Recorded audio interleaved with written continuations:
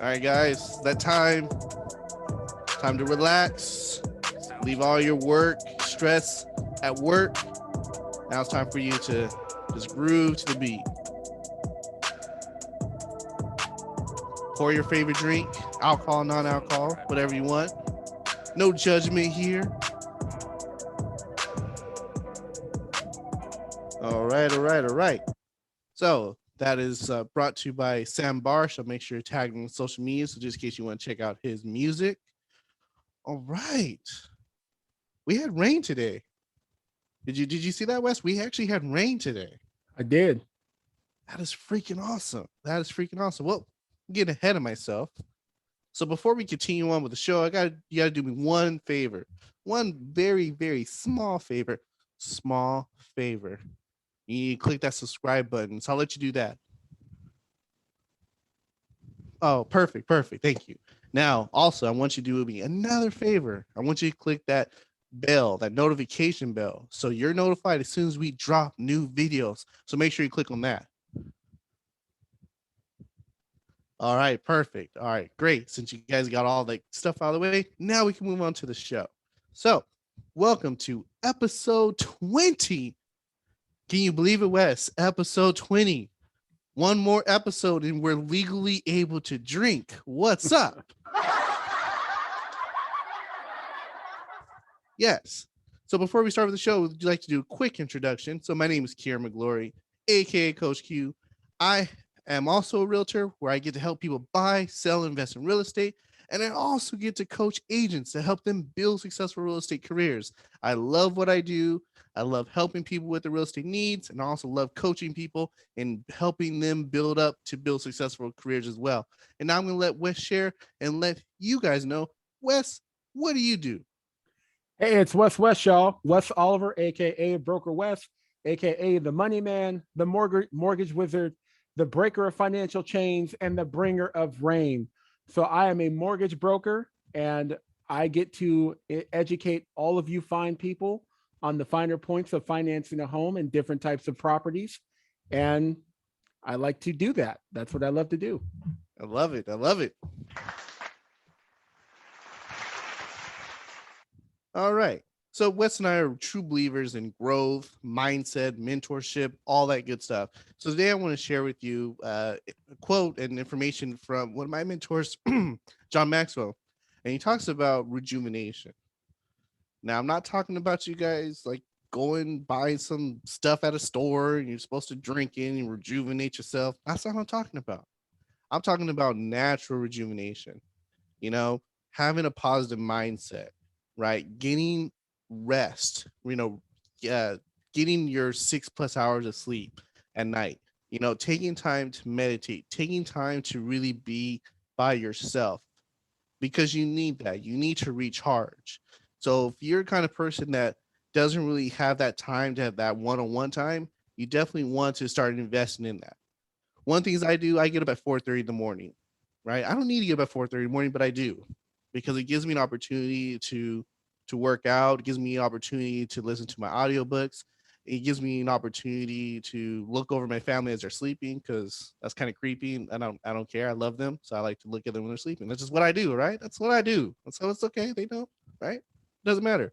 Anyway, that's just a moment for me. It's just a moment of grateful being able to see my beautiful wife and beautiful kids, like that. It gives the reason why I get up at 4:30 in the morning, right? It's for them, it's for them. It's to provide a better life for them. So that morning time, I get to, like I say, focus on my rejuvenation, getting my mind sharp with my audiobooks, getting my body sharp when it comes to working out, right? Getting that focus, looking at my schedule and see what I need to conquer that day. And it definitely has helped me. And I've noticed that. So I want to challenge you guys to go out there and really rejuvenate yourself. Look at your schedule. Find that time where you can really focus on yourself because you really have to focus on yourself to build yourself, to improve yourself. And that's what we're here to do on a daily basis. You want to be better than you were yesterday, right? So Wes, when you think of rejuvenation, like what comes to mind to you? Yeah. So I think, we used to say recharge your battery. Um, And I think more so when I think of rejuvenation, I focus more so on the mental aspect, because I think everyone's hyper focused to what's going on with them physically. So a lot of people, it's easy to get up every day and think I need to take a walk, or I need to do some push-ups, or I need to go to the gym. But very few people exercise their mind in the morning before they start their day. And I had a mentor that once told me that you should start every morning by reading 10 pages of a good book and listening to 15 minutes of a good audio session. So that's how I'd like to start my day, because like I said, it's exercise for the mind. Get your mind right. Because if your body's right, but your mind's not right, you're going to be a good looking zombie. That's it.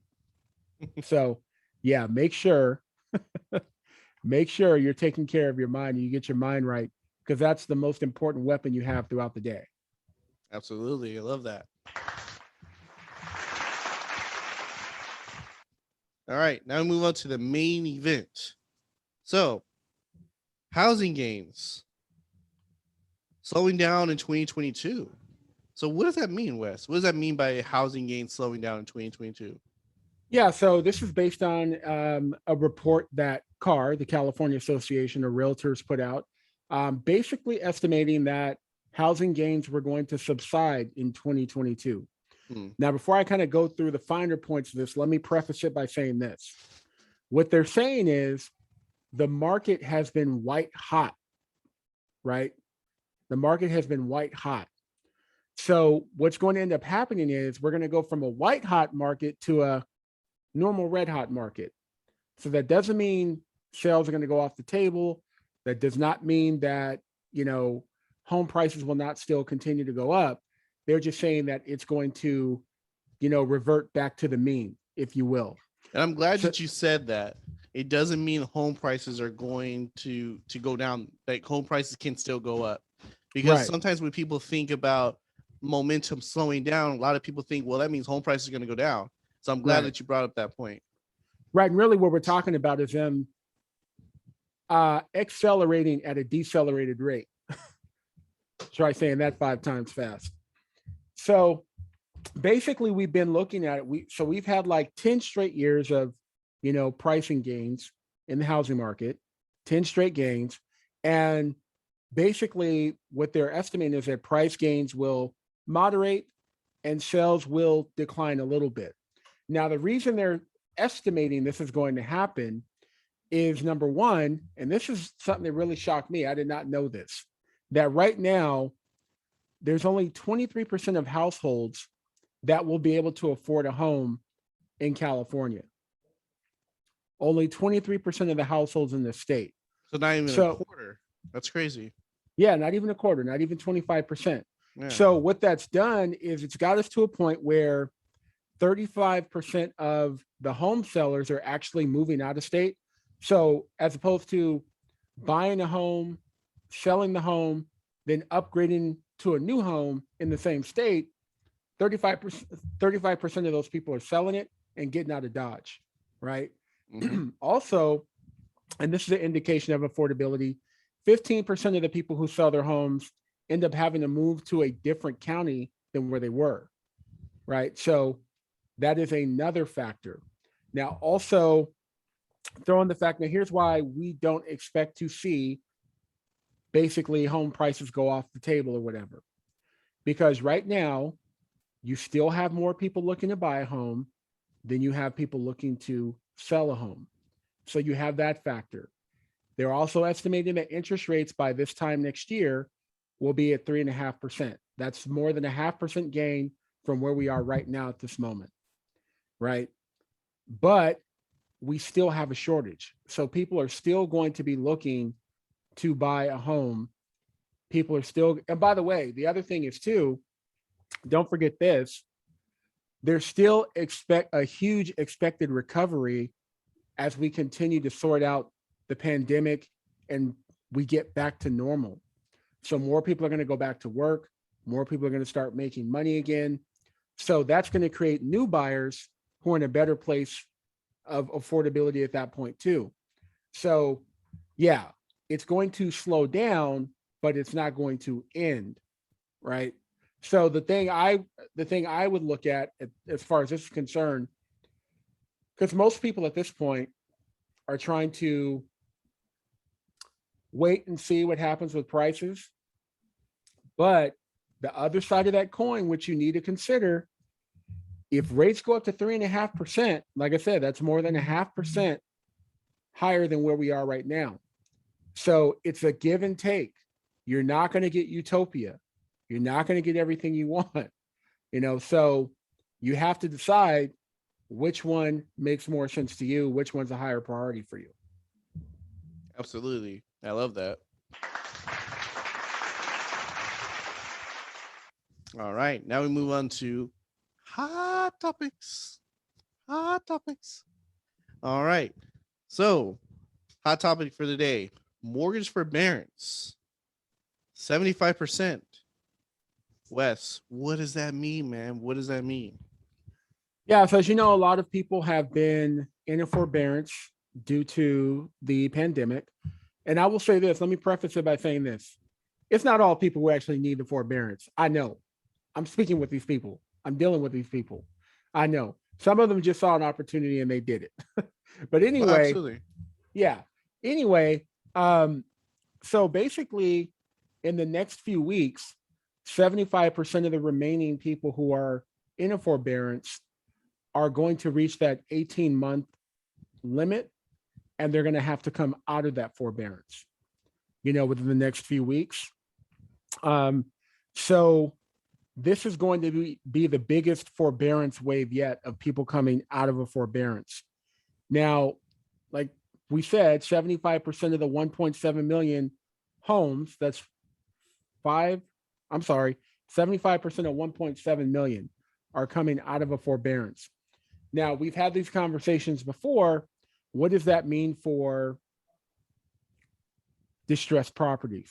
Are we going to see a lot of short sales? Are we going to see a lot of foreclosures and whatnot? I'm still skeptical on that. And the reason being, one of the other things that they highlighted in this particular article is that most homes have at least 10% equity in them right now because the white hot market. So if you have that 10% equity and you can no longer afford your home, as I've said many, many times before, that means you get to call someone like Qierre and say, hey, I need you to sell my home. I can't afford it anymore. And being that we're in a white hot market, when they call Qierre to list the home, guess what he's going to do? He's going to sell it for the current going rate in the market. That means you're not getting a deal. It's not a distressed property. It's not going to be a short sale. It's not going to be a foreclosure. Sure, we will still probably have some people that may end up in those particular situations, but I just don't think this wave or flood of distressed properties hitting the market that most people are dreaming of is going to happen. Because like I said, most people still have pretty substantial equity in their property right now. So that's basically where we're at. So we'll keep an eye on it. Like I said, one last thing to keep an eye on as well, which may force more people to sell. If most people have impound accounts or escrow accounts where the lender collects a portion for their property taxes and homeowners insurance every month, and they pay it for them on their behalf. If you have not been making mortgage payments, that means you have not been paying into your impound account. Property taxes are due November 10th. They're considered past due December 10th. So that'll also be something that's interesting as well that may force more people to sell sooner than they'd like to, because I'm imagining the lender is going to ask them to get caught up on the property taxes as well. And, in California, depending where you are, that could be a pretty sizable chunk of money. So like I said, we'll just have to keep an eye on it and see how it all happens. But hey, maybe it'll be a good thing because we'll have more properties in the market for those who are looking to get into a property right now. It's unfortunate for those who may not be able to afford to keep their property. But the great news is they'll be able to get back in the market at some point, and we'll be here to service them. I didn't say it better. Excellent, Wes. Excellent. Broker Wes. All right. Now we move on to the market update. So, Wes, well, regarding the market update, I know you want to talk about this new way of how you guys are able to calculate credit in terms of a factor, and this new way of how you guys are calculating credit now, they'll actually be able to open more doors to buyers, right? Yeah, so Fannie Mae announced, and I assume that Freddie Mac will probably follow suit at some point. You know, they're like big brother and little brother. You know, big brother does, and eventually little brother wants to do it too. So basically, here's how it would normally work. So if you want to do a conventional mortgage, and Fannie Mae or Freddie Mac, we're all following their guidelines for conventional mortgages. So right now, you need to have a credit score of at least 620 points. And if there are two people on an application, both of you need to have at least 620 points. Now, what Fannie is going to allow to happen, let's say Qierre's buying a property and his credit score is a 700. He wants to have his wife co-borrow with him so she can bring her income into the equation as well, but her credit score is only 600 points. Well, under the current system, they would automatically not qualify with both of them on the application. So what Fannie is proposing, why don't we take Qierre 700 and Mrs. Qierre 600, and we'll average them out. So now their average credit score is a 650 point credit score. Now, once all that's done, that still doesn't guarantee you'll get a loan, but what happens is we now have to process your application through the automated underwriting system provided by Fannie Mae. This is what we call desktop underwriter. And it takes all the information from your loan application and it processes it through its algorithms, and it's going to give us a result. And the result that we're looking is approve eligible. That's the result we're looking for, approve eligible. So before, when we would process an application through desktop underwriter and one of the applicants did not have a 620 point credit score, it would automatically say ineligible. Like, no, this ain't going to work. Now, even though you're still not guaranteed to get an approved eligible, it's not automatically going to disqualify you because of that credit score. It's still going to take all the other factors and compensating factors from the application and give you a result, but basically your credit score will not automatically be a denial. So if you have an average credit score of 650 between the both of you, but you have good income and your debt to income ratio is really low and you have substantial savings, so you're well capitalized, then there's a possibility now that you will get an approved eligible. Now, if you have the highest allowable debt to income ratio and you basically are putting down like the minimum or something like that, you may not get an approved eligible. But the point is, before, where they used to say you had to be this tall to ride the ride, now they're saying, well, you still may be able to ride the ride. We'll look at the other factors and decide, but your height is not going to keep you off the ride, though. Yeah, I love that, man. I love what the program and how it's going to be conducted moving forward, because I truly feel that it's definitely going to open up more doors and more opportunities for us to have more home buyers. So I'm definitely for that. Yeah, absolutely. Awesome. I move on to one of my favorite segments of the show, the Wes Files. So, Wes, finance is a universal language, just like love.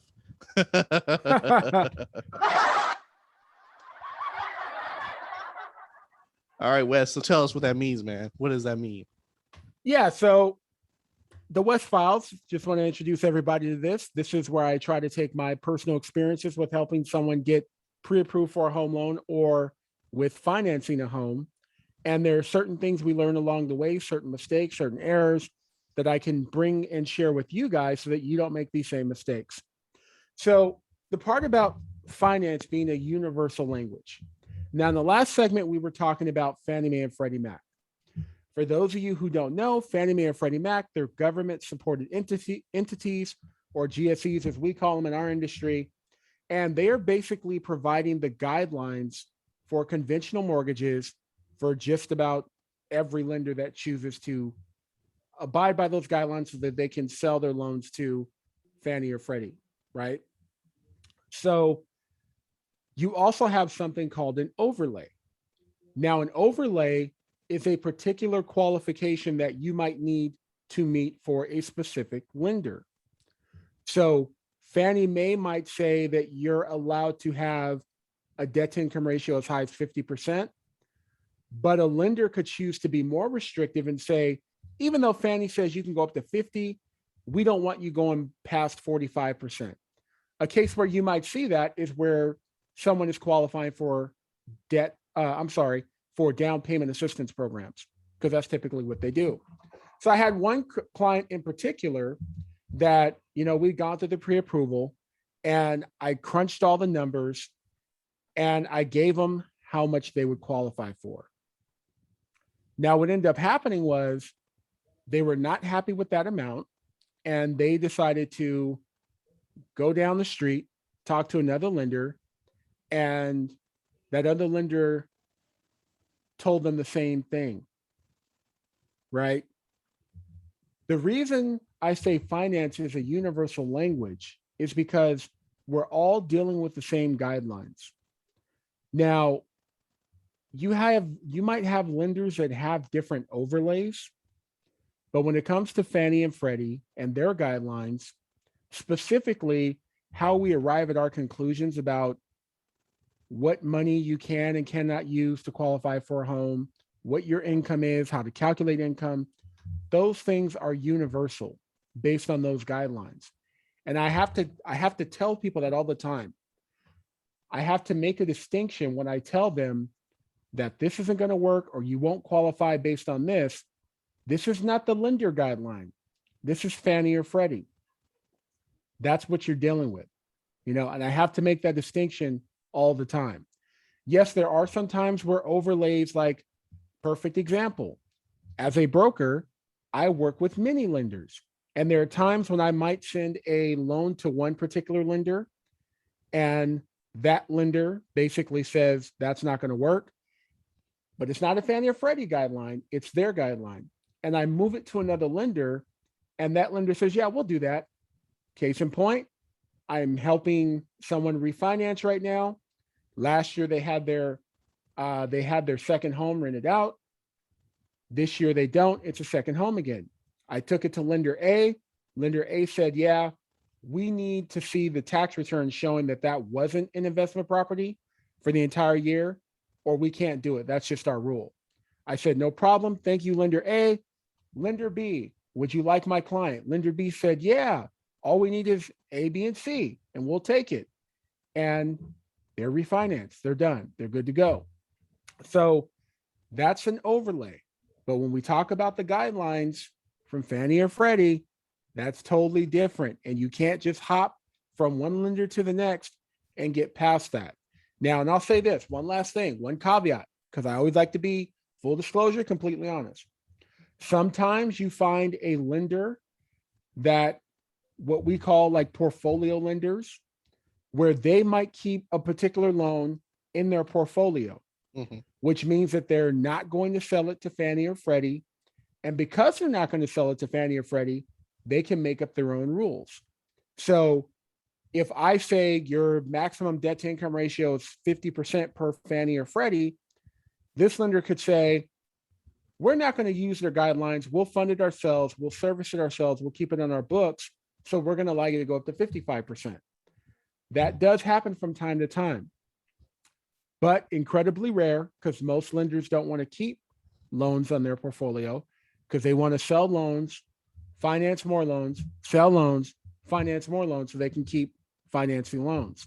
So just be aware and always ask the lender when they're telling you something doesn't jive or something can't be done. Ask them, is this your rule or is this according to the financing guidelines, or is this unique to your company? And if they say it's unique to us, then you can go out there and it's not a waste of time to start seeking other lenders. But if they say, no, these are the guidelines, then it is what it is. That's it. But by the way, and I'll end with this. it doesn't hurt to get a second opinion, because sometimes I know I've been in the situation many times. I know something the other lender don't know about the guidelines. Something might have been updated, something might have Mhm. changed, and they didn't know it. They didn't catch it. I did. So that's perfectly fine. You can still get a second opinion, but just understand you're not going to find somebody out there that's just going to be able to do what you want to do because you want them to do it. Yeah, I like that, man. Well, like you said, like the title speaks. Finance is a universal language. So I Two love that. plus two is four everywhere you go. Absolutely. All right. Now we move on to City Spotlight. All right. Now, today's city we're going to spotlight is the beautiful city of Sunset Beach. So let's give it up for Sunset Beach. All right. So I'm going to give you some numbers, and then Wes is going to tell you fun stuff to do in Sunset Beach. This is the time when we like to switch off, right? Because he talks about numbers all the time. So I want to give him a break. So I'm giving you a break, Wes. You're welcome. Thank you. You're Thank you. welcome. Exactly. Exactly. So, Sunset Beach. Well, first and foremost, it was incorporated September 8th, 1904. Yeah, over 100 years. Like over 100 years, right? Yep. Right?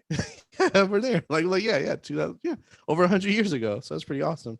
So, currently on the market right now, there's about 6 homes currently available in the city of Sunset Beach.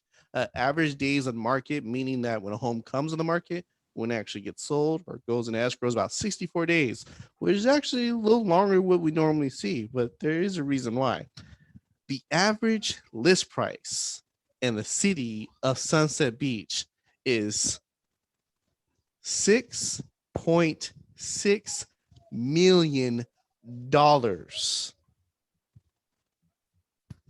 Exactly, right? Exactly. Wow. So that's why it's about 64 days on the market. So, like I said, average list price is about 6.6 million. Average income in median income in the city of Sunset Beach is about over 109,000. So, those are just some numbers about Sunset Beach. If you're interested in buying, selling, or investing in the city of Sunset Beach, please feel free to reach out to myself or Wes, and we'd love to help you. Now, Wes, what's some fun stuff you can do at Sunset Beach besides going to the beach? Yeah. So basically, Sunset Beach is sounds like it's a subdivision of Huntington Beach, right? Almost sounds like a subdivision. So a lot of the stuff to do in Sunset Beach is actually stuff to do in Huntington Beach. So we've got Oktoberfest. I'm sure, I don't know if you've ever been there, Qierre, at Old World. Hmm. It's a pretty good time. Oh, okay. Yeah, it's right across the street from where the mall is. Bellaterra, I believe that's what it's called. Oh, Yeah, yes, I've been so there before. Mm-hmm. yeah, right near the junior college, Golden West. So yeah, Mm-hmm. good time there. Cars and copters on the coast. Try saying that 5 times fast. Cars and copters On the coast. on the coast. On the Cars coast. and copters on the coast. Cars and copters on the coast. Cars and copters. Yeah, it's a little hard. Yeah. It's a little hard. Yeah, and it's basically a big car show and a helicopter show. So now Yeah, I'm imagining the Catalina that's Wine Festival. that's pretty awesome, man. Like you're going to a cars and you're gonna go check out some helicopters. I mean, that's awesome. Right. Truly an indulgent of the extravagant, right? Absolutely. They have a California Wine Festival. They have the Veterans Day Car Show, the Huntington Harbor Boat Parade, which is for Christmas time. Everybody decorates with the lights and all that. The Miracle on Main Street, which another holiday celebration down on Main Street, where the lifeblood of Huntington Beach is. Good place to hang out. That's where I usually used to get my sushi back in the day. Had a couple good spots over there. And they have a Veterans Day ceremony. So all that going on. And by the way, I hope they get everything cleaned up and there wasn't too much damage from the oil spill that happened near there the other day. So yeah, we'll keep an eye on that. Yeah, absolutely. I'll give a quick update when we go to our next section. So, Yeah. yes. Perfect. Perfect. So, Sunset Beach sounds like a really fun time. So if you're interested, have any questions about Sunset Beach, definitely feel free to reach out to us. We would love to assist you. So let's give it up one more time for the beautiful city of Sunset Beach. All right. Now we move on to our last segment of the show. It's called In the News. Not in the nude. Okay. Not in the nude, in the news. So let's start. Well, let's start with the oil spill that Wes just brought up. I just want to give you guys a quick update and then we'll go on to other topics. So according to the oil spill, I believe Laguna Beach has opened up only for the beach only. So I feel that's probably what other beaches are going to be regulating, that you can go to the beach, but you still can't go into the water. So on that, I believe that starts today. So it starts Friday, October 8th today, right? So you can go on the beach. So that's the update for that. Also, what we're going to talk about today, we'll talk about Dave Chappelle's new special and how it's being canceled, right? And also talk about Kanye West starting a prep school, right? Yeah. Someone of trying to compete with LeBron James. So we'll also talk about that too. So let's start with the Dave Chappelle special. So Wes, have you had an opportunity to watch it yet? I'm about halfway through it. You know, when you have kids, man, you got to pace yourself through that stuff. Oh, It's I only get like it. an hour and 15 minutes, but I got to get like little 15 minutes snippets here and there. But yeah, I'm about halfway through it. Yeah, absolutely. Well, I had an opportunity to watch last night. So for me, I've always looked at comedy as an art form first and foremost, but also an opportunity for people to express themselves and also be controversial, right? Like that's how I always looked at comedy, right? And that's how I look at, Dave Chappelle, right? A person that speaks his mind, regardless if it's not appealing to the masses, it's just how he feels. And obviously I know, some of the things that he said has probably rubbed people the wrong way, but really at the end of the day, I mean, First Amendment, the freedom of speech, and also you have the ability to tune in, tune out, Right. right? Like if you don't want to watch it, guess what? You don't have to watch it, right? Right. So I mean, that's how I take it, like because obviously there's other things going on in the world and things Mm-hmm. like that, but we have the opportunity to tune in and tune out. So if you're a person that doesn't like it, just tune out, Right. because it just, I don't know, I just don't like seeing people getting canceled and things of that nature, especially when it comes to a comedian where that's an art form where people are supposed to be able to express themselves. Mm-hmm. It's not a place where people should be censored and told what to say and what not to say. Right. Let your audience is going to be your judge, man. At the end of the day, right? They're either going to Mm-hmm. clap, they're either going to laugh, or they're going to boo you, right? Right. So those are the ways that people should express themselves. So Wes, what do you think about this? What you're hearing about the whole canceling and things of that nature? Yeah.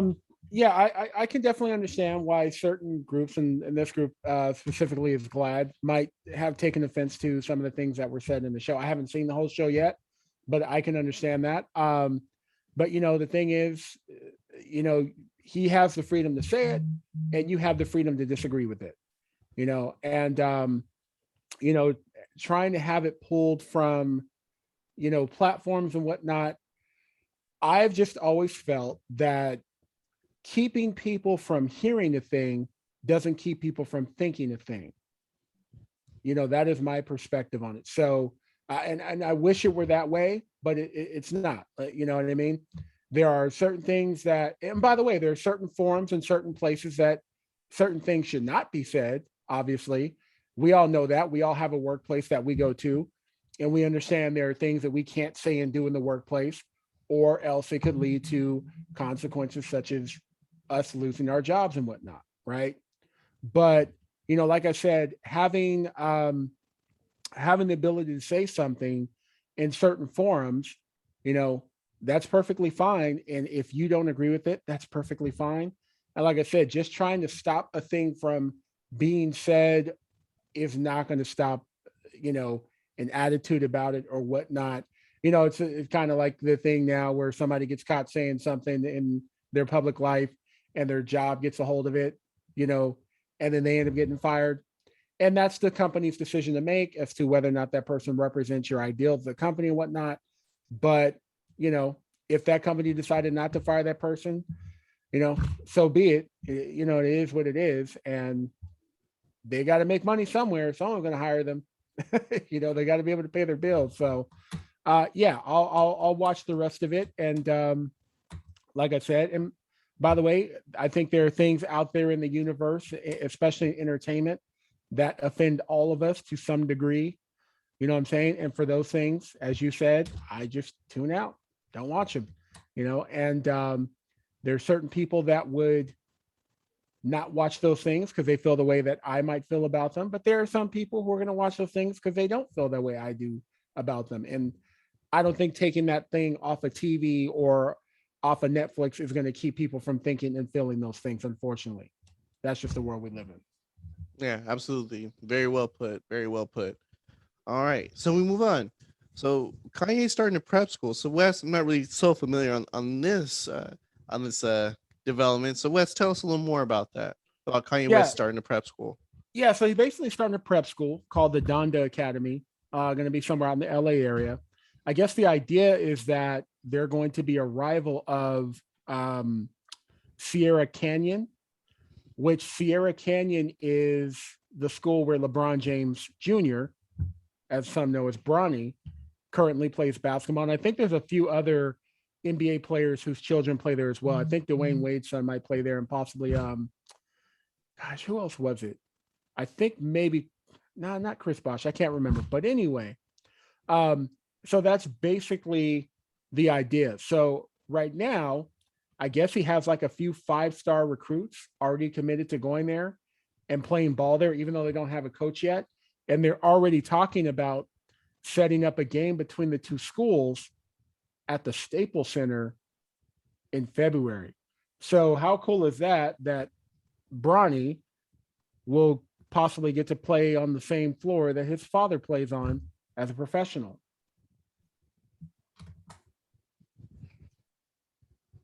Wow. Yeah. Yeah, that's pretty cool. Pretty awesome. Pretty interesting. Yeah. Okay. Yep. Yep. Nice. Cool. Awesome. All right. So Kanye's starting the prep school. So obviously we'll keep you guys updated with more information as it's developing and all that good stuff. So I also want to talk about the mass mandates. I know Los Angeles just passed, a mandate that's requiring people to show proof of vaccination everywhere in LA.